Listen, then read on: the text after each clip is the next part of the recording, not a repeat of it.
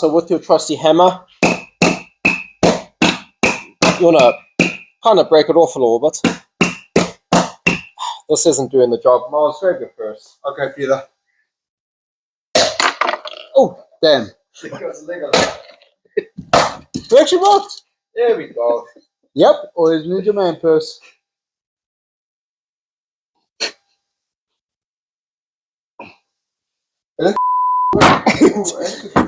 It cracked it loose. It legit cracked it loose.